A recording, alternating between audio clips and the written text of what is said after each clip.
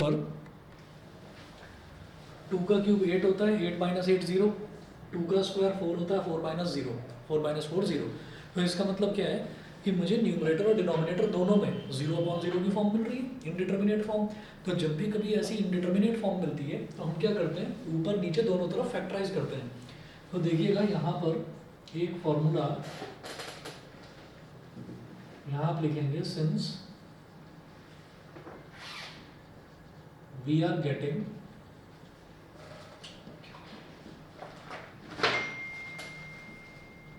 indeterminate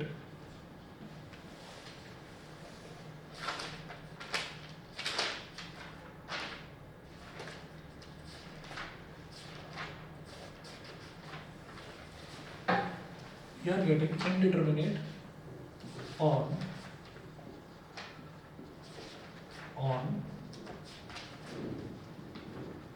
directly substituting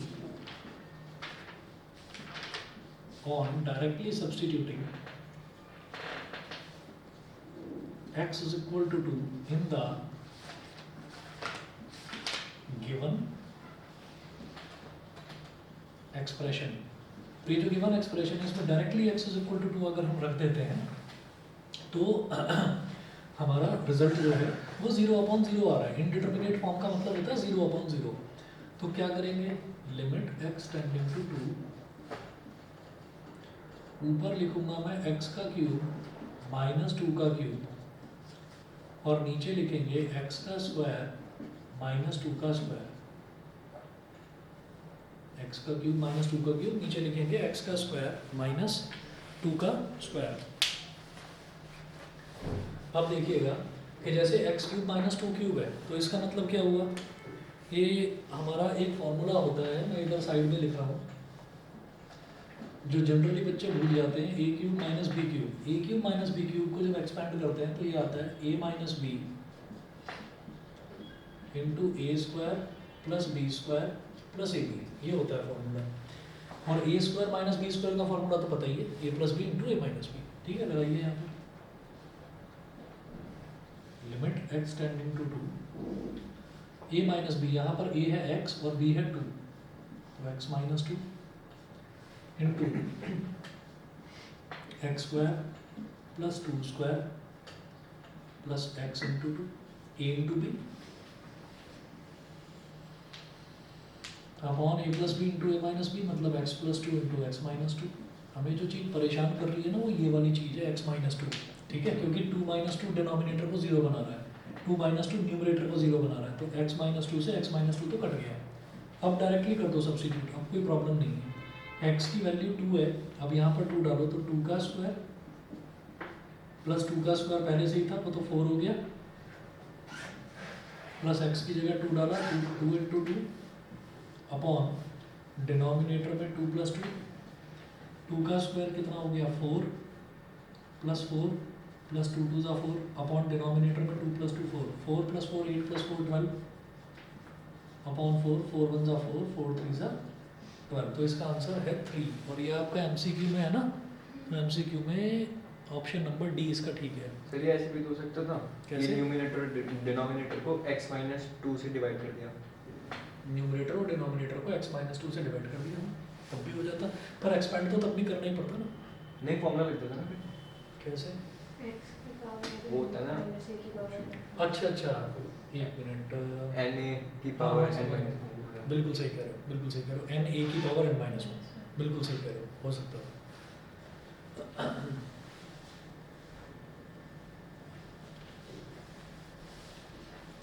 चलिए जी, इसके बाद देखिए क्वेश्चन नंबर 6। क्वेश्चन नंबर 6 जो है ये रीजन एजर्शन वाला क्वेश्चन है। रीजन एजर्शन में 4 ऑप्शंस होते हैं, वो चारों ऑप्शन फिक्स होते हैं। तो पहला ऑप्शन होता है इसमें both A and R are true and R is the correct explanation of A. दूसरा होता है both A and R are true but R is not the correct explanation of A. तीसरा होता है A is true but R is false. और चौथा होता है A is false but R is true. ये तो यहाँ पर देखिएगा, यहाँ पर एजर्शन क्या दे रखा है और रीजन क्या दे रखा है वो देखते हैं क्वेश्चन नंबर 6 में।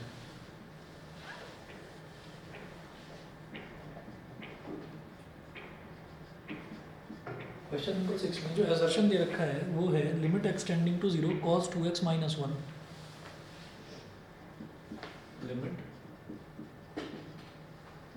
x tending to 0 cos 2x minus 1, x tending to 0 cos 2x minus 1 upon cos x minus 1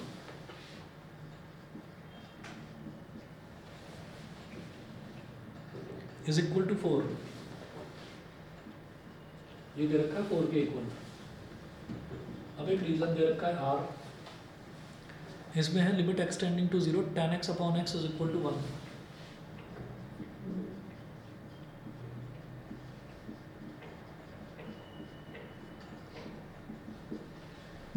हमने लिमिट में कुछ फॉर्मूले देखे थे, उसमें limit x tending to 0 tan x upon x 1 के ही इक्वल होता है। तो हमारा रीजन, ये जो रीजन है, रीजन तो ट्रू दे रखा है, लेकिन रीजन उसका एजर्शन का करेक्ट एक्सप्लेनेशन है या नहीं वो अभी देखते हैं। तो उसको मुझे एक बार सॉल्व करके देखना पड़ेगा, हम डायरेक्टली ऐसे नहीं बता सकते। तो यहाँ पर पहले मैं एजर्शन को लेकर चलूँगा। तो जो एजर्शन है, एजर्शन क्या दिया है, limit x tending to 0 cos 2x minus 1 upon cos 2x minus 1 upon cos x minus 1, ये हमको एजर्शन दे रखा है। अब होता क्या है इसमें कि जैसे cos 2x minus 1 है, अब आप क्या करेंगे, सबसे पहले डायरेक्ट वैल्यू रखकर देखेंगे। तो मैंने x की वैल्यू डायरेक्ट अगर यहाँ पर रख दी तो 2 इंटू 0 हो गया 0, cos 0 is 1, 1 minus 1 is 0, numerator 0, denominator में x की वैल्यू 0 डाला तो cos 0 1, 1 माइनस 1 0। तो हम ये कहेंगे कि डायरेक्ट सब्स्टिट्यूशन पर, on direct substitution,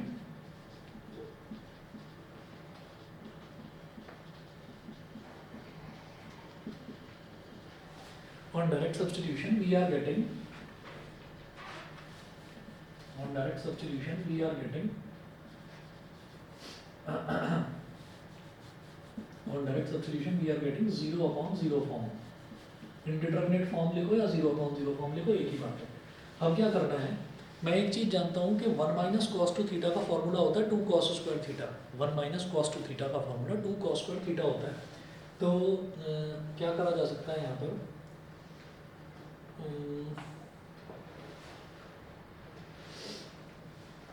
2 cos square theta, हाँ ठीक है।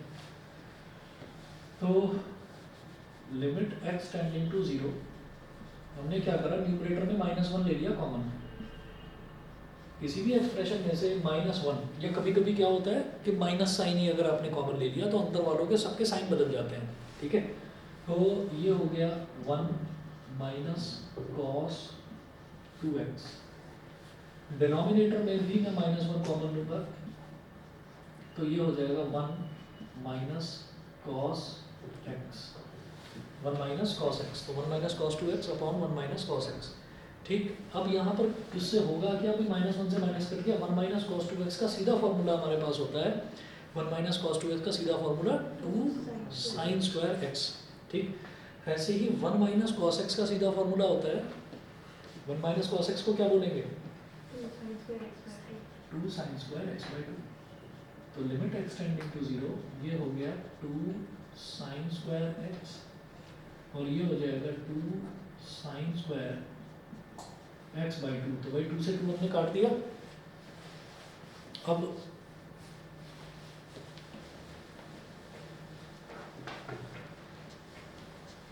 एक नंबर का था ये क्वेश्चन, सही है।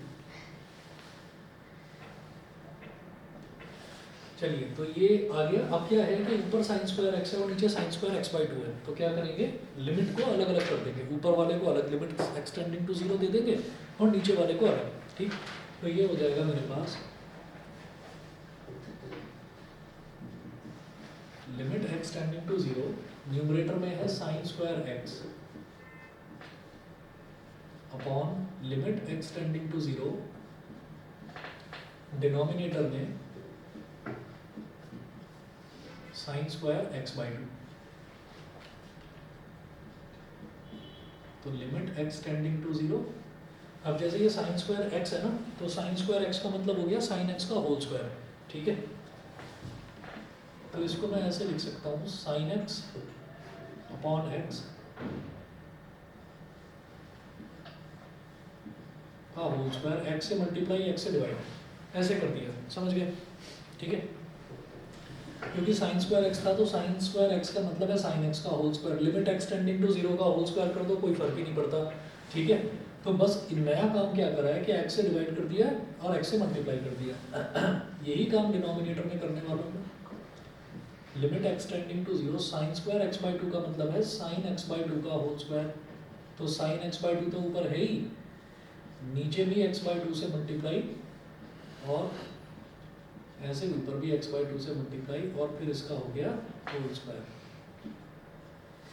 होल स्क्वायर हो गया, x इधर आ गया, x बाई टू इधर आ गया। अब इससे क्या होगा कि जब x टेंडिंग टू जीरो है तो वही x बाई टू भी टेंडिंग टू जीरो होगा, तो limit x tending to zero sine x by two upon x by two ये भी 1 ही होगा, ठीक है।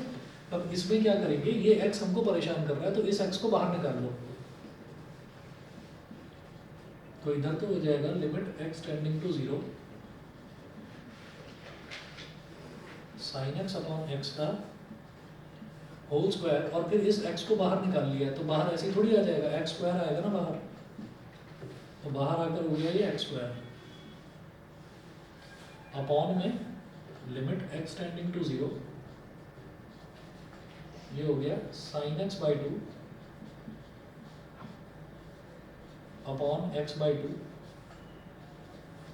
का होल स्क्वायर, ठीक है। और ये x बाई टू का होल स्क्वायर बाहर आया तो ये बाहर आकर क्या हो जाएगा x स्क्वायर बाई फोर, ऊपर है x स्क्वायर तो ऊपर वाले को लिखूंगा x स्क्वायर बाई वन और नीचे है x स्क्वायर बाई फोर, तो ये तो रैशनल फंक्शन है। अब ये जो पूरा का पूरा ये तो वन हो गया, ये नीचे वाला ये भी पूरा का पूरा वन हो गया, सबसे ऊपर वाला टर्म सबसे नीचे वाले से मल्टीप्लाई होकर न्यूमरेटर में आ जाता है तो 4x स्क्वायर, बीच वाले टर्म्स आपस में मल्टीप्लाई होकर डिनोमिनेटर में आ जाते हैं तो 1x स्क्वायर से x स्क्वायर कट गया, रिजल्ट इज 4, ठीक है। तो यहाँ पर है a is true, r is true, both a and r are true, but r is not the correct explanation of a, तो इसका हो गया आपका both a and r are true, but r is not the correct explanation of a, मतलब B1 option. कौन सा करा दो? हाँ जी बोलिए सर। ये वाला जो है इसमें cos 2x को हम पहले ओपन नहीं कर सकते, cos 2x को हमने 2 cos स्क्वायर x माइनस 1 में खोल लिया तो सर बहुत छोटे में हो गया। अच्छा ठीक है, अगर हमने ये 1 माइनस कॉस 2x है तो इसको लिख लिया 2 cos स्क्वायर x माइनस 1, यही तो। Yes sir. अच्छा 1 से 1 कट जाएगा और ये माइनस 2 cos स्क्वायर x आ जाएगा, सेम चीज यहाँ पर। हाँ ठीक है, हमने भी वही करा है।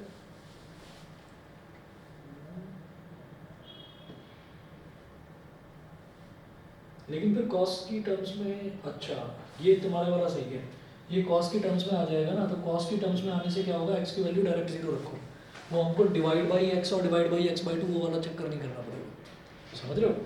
इसमें क्या हुआ कि cos 2x को 2 cos स्क्वायर x माइनस 1 लिख दिया अपॉन में 1 माइनस इसको लिख दिया 2 cos square x by to minus 1।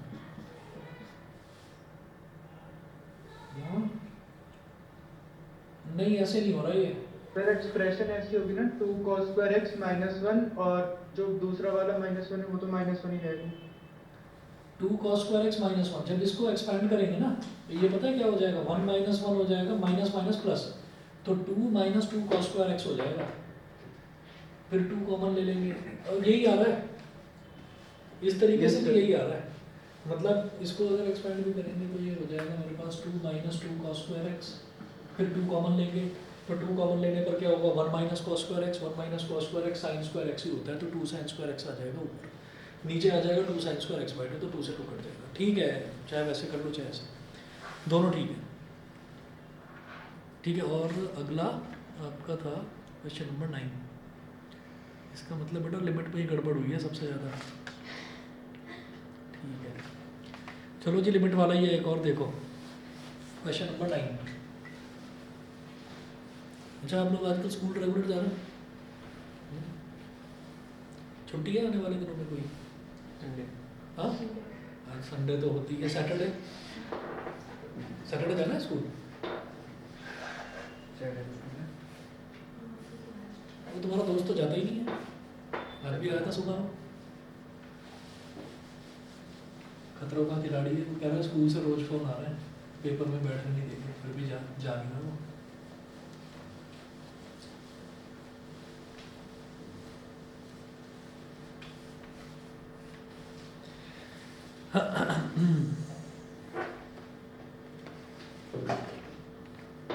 Suppose f x is equal to A plus B x, ये क्वेश्चन और नोट करिए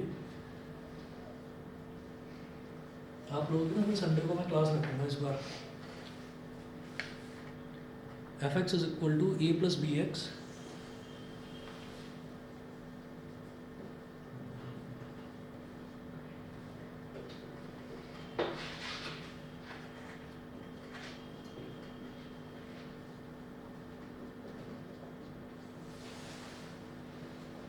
a plus bx comma x is less than 1, x is less than 1, 4 comma x is equal to 1, x is equal to 1, or b minus ax if x is greater than 1, b minus ax if x is greater than 1, ये तो function हो गया fx, and if limit x tending to 1 fx is equal to f1, and if limit x tending to 1 fx is equal to f1, comma what are possible values of a and b, what are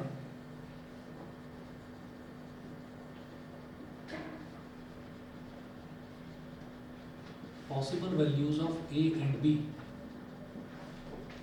what are possible values of a and b, ठीक है। वो a और b की value पूछ रहे हैं आपसे। इन्होंने बोला कि limit x tending to 1 fx is equal to f1 है, इज इक्वल टू f1 है। तो limit x tending to 1 fx का मतलब क्या है कि लिमिट x टेंडिंग टू 1 का मतलब ये हो गया कि लेफ्ट हैंड लिमिट भी और राइट हैंड लिमिट भी दोनों की दोनों वो इक्वल है किसके, f1 के इक्वल। f1 का मतलब क्या है कि अगर x की जगह मैं 1 रख दूँ, x की जगह अगर 1 रख दूँ तो f1 की वैल्यू क्या आ जाएगी, 4 आ जाएगी, ठीक है। तो हम क्या करेंगे, हम लेफ्ट हैंड लिमिट निकालेंगे और राइट हैंड लिमिट निकालेंगे। तो इसमें ऐसा करते हैं कि LHL at x is equal to 1 fx, इसको कैलकुलेट करने का तरीका होता है limit LHL at x is equal to 1 fx, तो ये होता है limit x tending to 1 minus, इसको लिखते हैं ऐसे, limit x tending to 1 minus fx is equal to limit h tending to 0 f, limit h tending to 0 f1 minus h, ठीक है। अब आप ये देखिएगा कि यहाँ पर हमने क्या करा था कि limit x tending to 1 minus है, 1 माइनस का मतलब क्या है कि x 1 से छोटा है।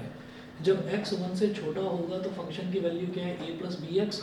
ये फंक्शन की value a plus B x कब थी, जब यहाँ ब्रैकेट में x लिखा हुआ था। अगर ब्रैकेट में 1 माइनस h है तो फंक्शन की वैल्यू क्या हो जाएगी, limit h tending to 0, function की वैल्यू हो जाएगी a plus b into 1 minus h। ये हो गया, एक्सपेंड करो, या h की वैल्यू सीधा 0 डालो, क्योंकि एक्सपेंड करके भी कोई फायदा तो होने वाला है नहीं कि आपका h से h कहीं कट रहा हो, तो वो तो कहीं कटने का सवाल नहीं है। तो आप क्या करिए, अब h की वैल्यू सीधा 0 डालिए। तो h की वैल्यू जब सीधा 0 डालेंगे तो रिजल्ट क्या आएगा, a plus b into 1 minus 0, और minus 0 is 1, 1 into b is b, ये रिजल्ट आ गया a प्लस बी, ठीक है। तो ये तो a प्लस बी आ गया जब मैं लेफ्ट हैंड लिमिट निकाल रहा हूँ तब। अब जरा राइट हैंड लिमिट की बात करते हैं। तो R H L at x is equal to 1 fx is equal to limit x tending to 1 plus limit x tending to 1 plus limit x tending to 1 plus fx, ठीक। तो इसको कैसे लिखेंगे, limit h tending to 0, limit h tending to 0 f1 plus h।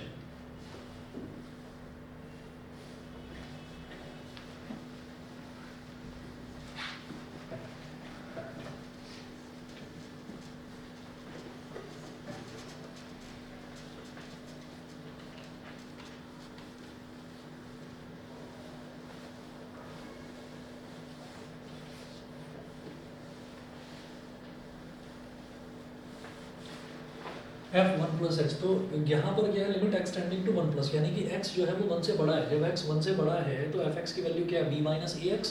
इसमें क्या था कि ये बी माइनस ए एक्स कब थी, जब ब्रैकेट में एक्स लिखा हुआ था। अब ब्रैकेट में वन प्लस एच है तो एक्स की जगह वन प्लस एच आ जाएगा। तो ये होगा limit h tending to zero b minus a into b minus a into one plus h. ये हो गया, एच की वैल्यू जीरो डाल दीजिए, तो रिजल्ट क्या आ जाएगा, बी माइनस ए, सीधा सीधा बी माइनस ए आ गया।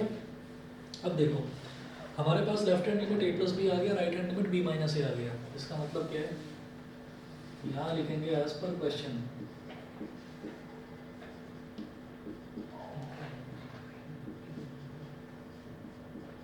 Limit x tending to one F X, as per question limit x tending to 1 fx is equal to f1। Limit x tending to 1 fx दो पार्ट्स में divide होता है, LHL और RHL में। LHL at x is equal to 1 fx is equal to RHL at x is equal to 1 fx is equal to f1 की value 4 है। LHL at x is equal to 1 fx, LHL की value कितनी है, a plus b, ठीक। तो यहाँ पर लिख देंगे a प्लस बी, और RHL की value b minus a is equal to 4। It implies that a plus b is equal to 4। Equation number 1 बोलो, और ये जो b माइनस ए है इसको पलट कर ऐसे लिख दो, minus a plus b is equal to 4। ये इक्वेशन नंबर 2 हो गई, ठीक है। अब क्या करेंगे भाई, एक टर्म हमारा पॉजिटिव वाला है, एक टर्म नेगेटिव वाला है, तो अब दोनों को ऐड कर देंगे सीधा सीधा।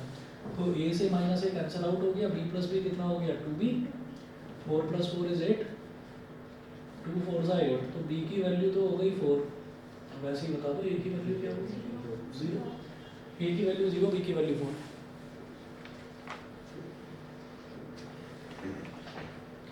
स्टैटिस्टिक्स का एक क्वेश्चन है जी, देखिए इंपॉर्टेंट है, और इसको देखते हैं जरा, 1 मिनट। मैंने इसमें सेकंड वाला किया है, बट मुझे फर्स्ट फर्स्ट वाला बता रहा हूँ मैं अभी।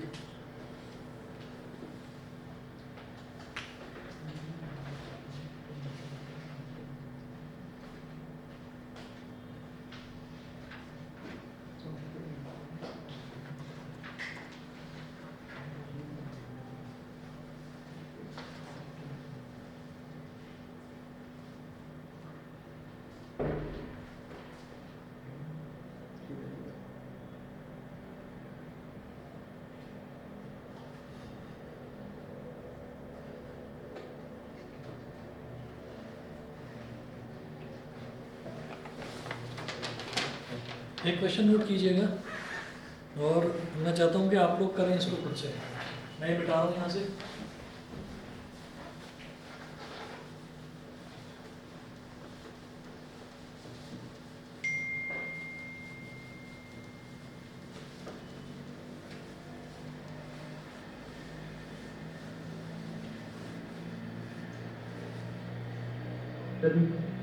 फिर अभी एक डॉक्टर मैंने आपको क्वेश्चन की फोटो भेजी। हाँ देख रहा हूँ।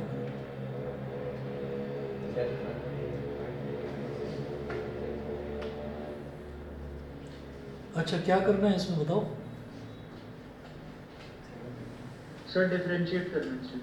डिफरेंशिएट करना अभी बताओ। आप पहले एक क्वेश्चन नोट करिए, ये इनके एग्जाम में ना 5 नंबर का आया था क्वेश्चन।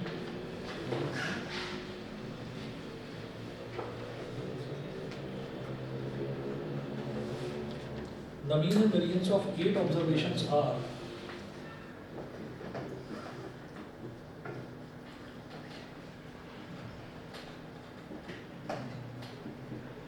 सॉरी सर, इसकी लिमिट निकालनी थी।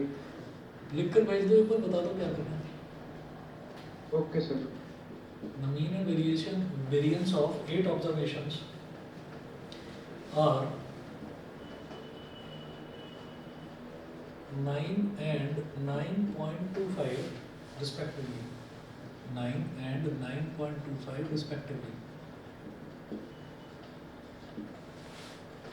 Full stop. If 6 of the observations are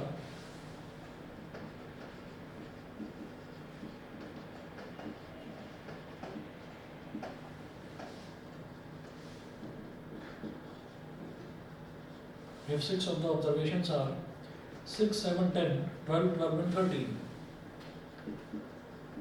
6, 7, 10, 12, 12, 12, 12 and 13. Find the remaining two observations. Find the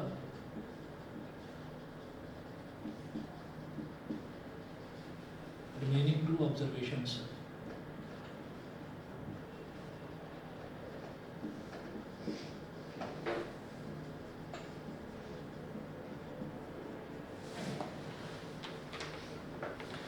बताइए जी कैसे करेंगे?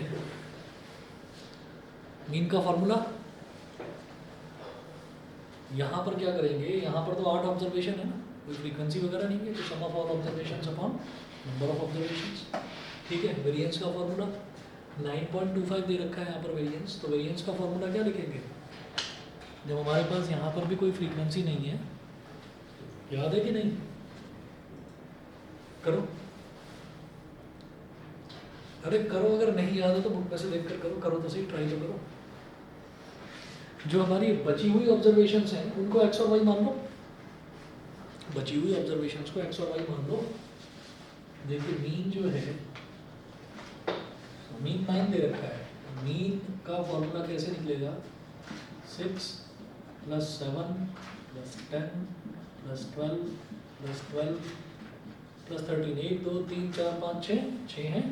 सातवीं और आठवीं ऑब्जर्वेशन को एक्स और वाई मान लो, डिवाइड बाई 8 = 9. तो x + y = समथिंग आएगा, वहाँ पर x + y का स्क्वायर आएगा या x² + y² आएगा, जरा देखना एक बार. वेरिएंस वाला एक इक्वेशन इससे बनेगी, एक उससे बनेगी. मुझे 1 मिनट का टाइम दीजिए, अभी आ रहा हूँ.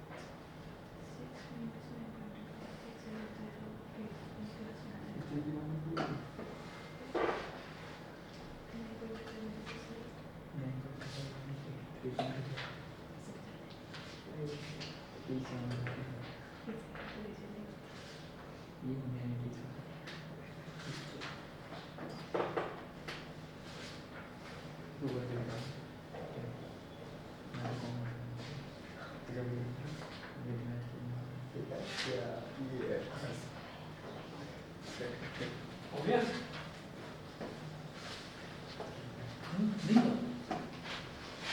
एग्जाम में टेंशन भी नहीं हो पाता क्वेश्चन। मैंने ये वाला किया नहीं था, दूसरा वाला हाँ, इजी वो था। तो समझ गया।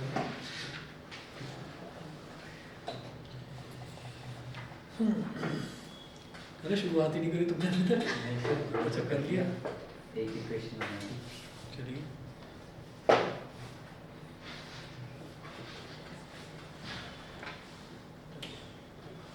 हाँ जी, 6 + 7 हो गया 13, 13 + 13 हो गया 13 + 13 26, 26 और 24 हो गया 50, 50 + 10 हो गया 60, 60 + x + y = 9 8 = 72। 60 को उधर ले जाओ तो x + y = हो गया 12। ये हो गई हमारी इक्वेशन नंबर 1।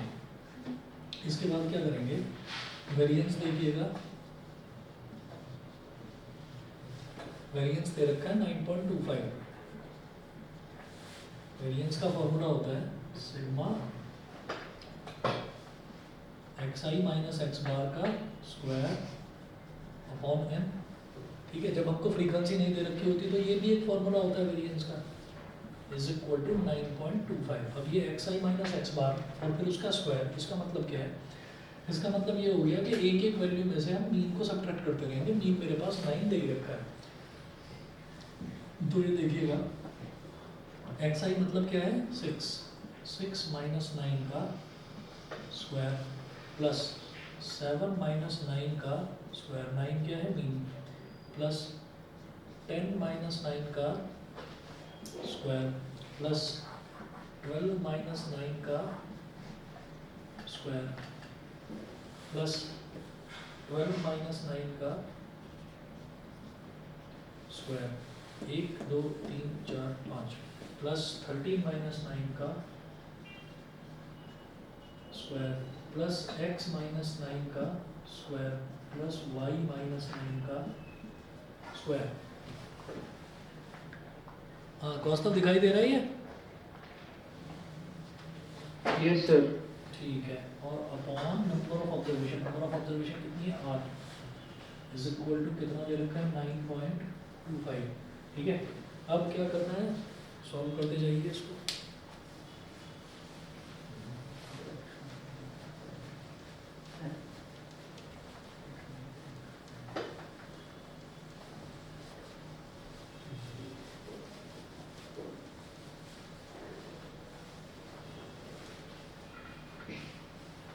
देखिए 6 - 9 का मतलब हो गया -3, -3 का स्क्वायर क्या हो गया +9, ये हो गया +9। 7 - 9 का मतलब -2, -2 का स्क्वायर प्लस का 4। 10 - 9 is 1, 1 का स्क्वायर इज 1। 12 - 9 is 3, 3 का स्क्वायर इज 9। फिर से 12 - 9 3, 3 का स्क्वायर इज अगेन 9। 13 - 9 is 4, 4 का स्क्वायर इज 16। और x - 9 का होल स्क्वायर, x - 9 का होल स्क्वायर ये क्या होगा, x का स्क्वायर प्लस 9 का स्क्वायर, x का स्क्वायर प्लस 9 का स्क्वायर और -2 × x × 9 प्लस ये जो y - 9 का होल स्क्वायर है ना, y को मैं क्या लिखूंगा, y को मैं लिख दूंगा 12 - x। y को यहाँ लिख देंगे 12 - x -9 का होल स्क्वायर और = ये 8 × 9.25 मल्टीप्लाई हो जाएगा।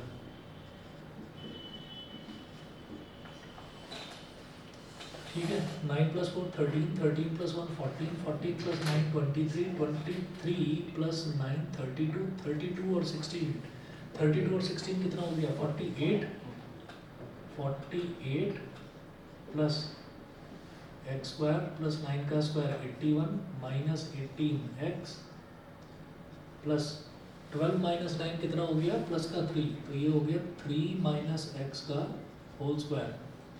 ठीक है, = 8 × 9.25, तो 8 5 are 44 कैरी, 8 2 are 16 और 4 16 और 4 22 कैरी, 8 9 are 72 और 2 74।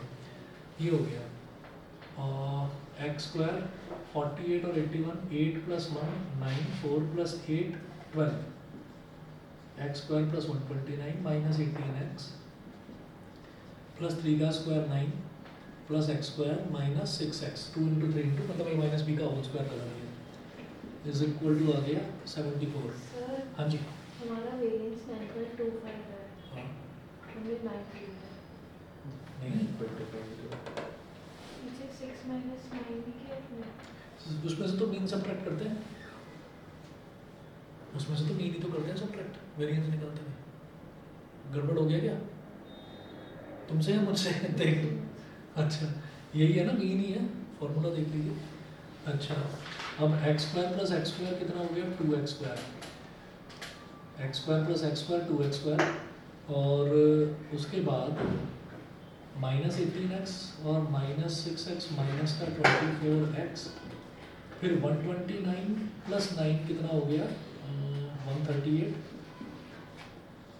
और 74 को इधर ले आओ माइनस का 74 इज इक्वल टू 0 तो 2x square minus 24x 138 minus 74 8 minus 4 is 4 13 minus 7 is 664 is equal to 0। यहाँ से ले लिया 2 कॉमन ब्रैकेट में क्या बचेगा x square minus 12x plus 32 is equal to 0 0 upon 2 क्या हो जाएगा 0 हो जाएगा और इसका तो साफ दिखाई दे रहा है 8 और 4 ठीक है तो x square minus 8x minus 4x minus 8 minus 4 minus 12 minus 8 into minus 4 plus का 32 इज इक्वल टू 0। इधर से x ले लिया कॉमन तो क्या बचेगा x माइनस 8 इधर से माइनस 4 ले लिया कॉमन तो x minus 8 is equal to 0। तो वैल्यू क्या आ गई x minus 8 into x minus 4 is equal to 0 तो x is equal to 8 x is equal to 8 और x इज इक्वल टू 4 तो x की वैल्यू 8 आ गई या 4 आ गई। अच्छा x की वैल्यू अगर 8 लेंगे तो y की वैल्यू 4 आ जाएगी x की वैल्यू 4 लोगे तो y की वैल्यू 8 आ जाएगी यानी कि जो मिसिंग दो नंबर्स हैं वो 4 और 8 है।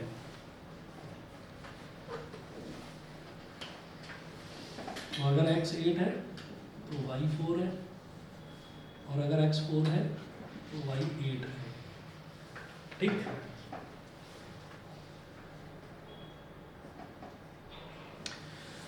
उसके बाद देखते हैं तुम्हारा एक और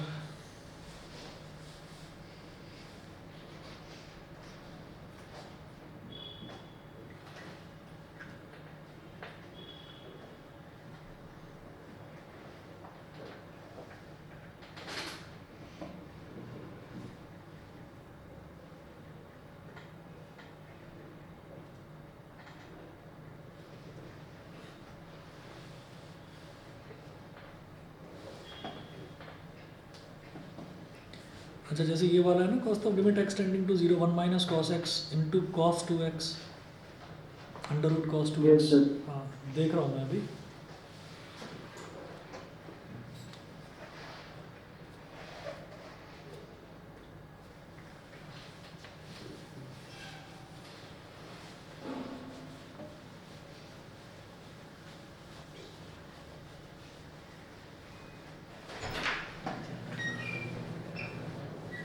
गुड इवनिंग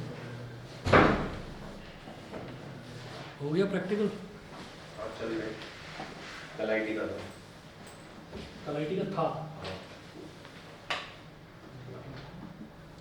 देखिए जी यहाँ पर जो ये क्वेश्चन दे रखा है इसमें है limit x tending to 0 1 minus cos X limit x tending to 0 1 minus cos X और under root cos 2x upon में एक्स स्क्वायर। कैसे करोगे भाई इसको सर पहले तो मैंने रैशनलाइज कर लिया और रैशनलाइज करने के बाद सॉल्व कर लिया cos 2x जो रूट है वो तो हट जाएगा और हटने के बाद cos 2x की वैल्यू डाल दी पर सर आंसर इसका √3/2 है मेरा -1/2 आ रहा है। हाँ देखते हो भी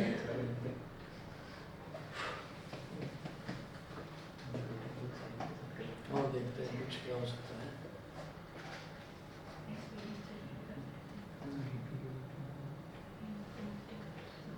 cos x है और x स्क्वायर है उधर cos 2x है जो ये ऊपर cos x है और अंडर रूट में cos 2x है, इससे मुझे कोई परेशानी नहीं है, ये परेशान नहीं करने वाला। लेकिन ये जो डिनोमिनेटर में x है इसको हटाना है कैसे भी करके। कैसे करेंगे भी बताओ, सोचो। अगर डायरेक्टली वैल्यू डालते हैं ना, x की वैल्यू डायरेक्टली डालते हैं तो 1 - 1 0, न्यूमरेटर में 0 आता है और डिनोमिनेटर में 0 का स्क्वायर यानी कि डिनोमिनेटर में 0 आता है। ठीक है, तो अगर डायरेक्ट सब्स्टिट्यूशन करो तो ये होगा। उसके अलावा हम x को डिवाइड कर सकते हैं ना दो जगह, 1 माइनस cos x एक लेके और रूट cos 2x अलग लेके, हाँ लिखा जा सकता है। और फिर x भी अलग अलग डिवाइड कर देंगे।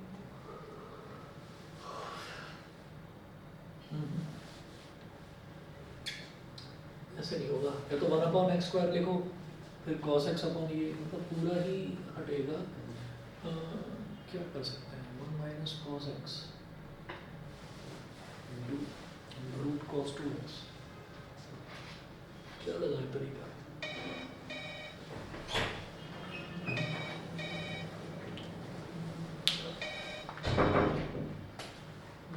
Good evening. चलो देख कर बताता हूँ उसको, मैं इसको देख कर बताता हूँ, टाइम लग सकता है, बाकी बता दूंगा आपको। Okay sir. चलिए जी, ओके,